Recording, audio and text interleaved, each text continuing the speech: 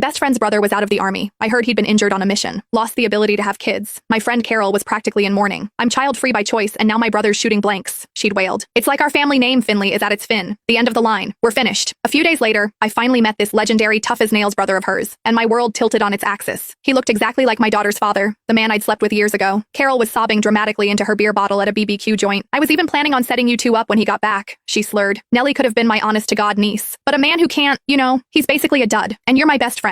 I couldn't do that to you. As she spoke, her phone buzzed on the table. Carol was already passed out, her head on the sticky table, completely oblivious. I hesitated, but when the insistent ringing started up for the third time, I picked it up for her. Mom says if you're not dead, get your ass home. The voice was deep, rough around the edges, and strangely pleasant. I pinched my earlobe, which had suddenly gone hot. Hello, this is a friend of Carol's. We're at a grill house. Would you be able to come and pick her up? There was no way Carol was getting home under her own power tonight, and I'd had a few drinks myself. A ride would be a lifesaver. Before the man on the other end could respond, Carol's head shot up from the table as if she'd been resurrected. Oh, my poor brother, she howled. Spent his youth at the academy, got to be an old man, and he's probably still a virgin, and now no one's ever going to want him. The other end of the line went unnervingly silent. The sheer awkwardness of the moment sobered me up a little. She's had a lot to drink. Address, number 8, South Ring Road. The line went dead. Soon, a black SUV pulled up, and a tall man got out. He wore a rugged work jacket, his frame defined by broad shoulders and long legs. I couldn't see his face in the dim light, only a sharp, imposing silhouette. At that exact moment, a video call came through on my phone. Is that Nellie? Carol mumbled, squinting at my screen. Calling so late. I hope everything's okay. You should take it. My brother's here. She waved a floppy hand at the approaching figure. A knot of parental anxiety tightened in my stomach. Without a proper greeting for the man, I just waited for him to get closer before stepping aside to answer the call. Nellie's tiny, beaming face immediately filled the screen. Mommy! Her cheerful smile was an instant relief. Hey, sweetie, why are you still awake? I missed you. In the background, I could hear my mom's voice. We took her down to the creek to catch crawfish today, and she's been wired ever since. Refused to sleep until she talked to you. You're still out? Just catching up with Carol. My mom had taken Nellie to visit our old family home.